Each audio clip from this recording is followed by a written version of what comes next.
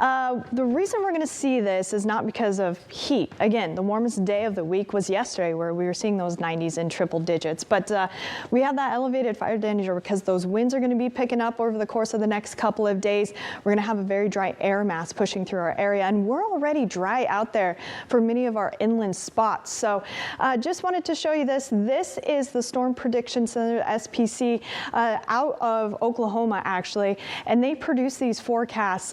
It's not just fire danger, but they also look at the risk of tornadoes. So this is the risk of the fire danger. They had the 2-day outlook yesterday showing this, and this is the 1-day outlook. And so we are seeing that elevated fire danger for most of San Benito County there, also for southeastern Monterey County. And this is probably one of the reasons why PG&E is looking at turning off the power if there are hazards that pick up over the next couple of days. And yes, as I mentioned, the wind, it's going to be gusty. We're going to have very strong winds this afternoon, even stronger winds tomorrow. And the reason for that is we have this trough of low pressure that's going to dig down into our area over the course of the next few days. Again, this is going to lead us to some very cool temperatures. So we're going to see a drop in temperatures for those inland spots anywhere between 10 to 15 degrees today. Yes, it will cool down around the coast, but it will be less noticeable. And then even cooler as we head into Friday, because this trough is going to continue to dig down. And one thing we look at as well, being in between these two systems here, look at how tight these lines are here. That is a pressure gradient. That is indication that we are going to see some strong winds over the next couple of days.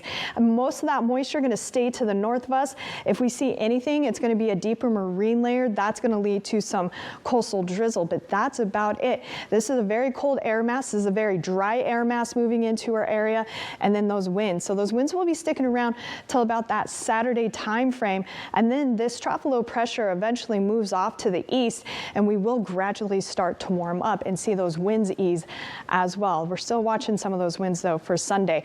So again, gusty northwesterly winds. We're going to see those gusts anywhere between that 25 to 35 mile per hour range for the immediate coast down along Big Sur there, even into the Salinas Valley. Now, the strongest gusts are going to be over those ridges, those interior locations. So we're going to see gusts anywhere between that 40 to 50 mile per hour range in some of these locations. So these winds going to be sticking with us, like I mentioned, over the next couple of days.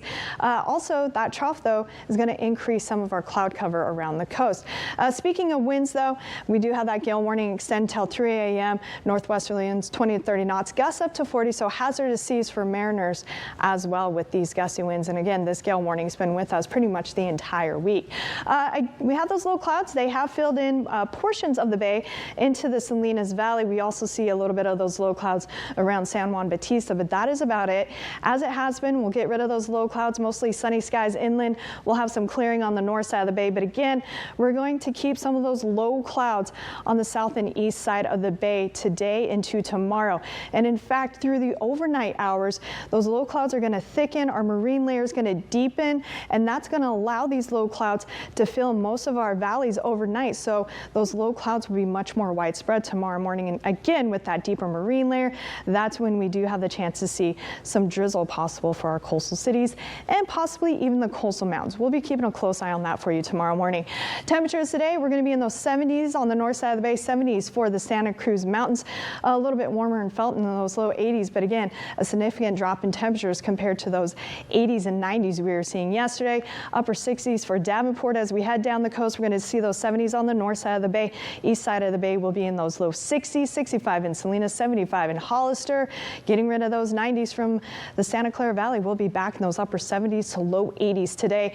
Monterey Peninsula, the cool spot with upper 50s to low 60s. You're going to see those gray skies throughout the afternoon. And heading into the Salinas Valley, mostly sunny conditions once we get rid of those low clouds this morning. Temperatures, though, look at this, mostly 70s for the Salinas Valley. Places we were seeing those triple digits yesterday, Parkfield, Bradley, San Antonio Valley.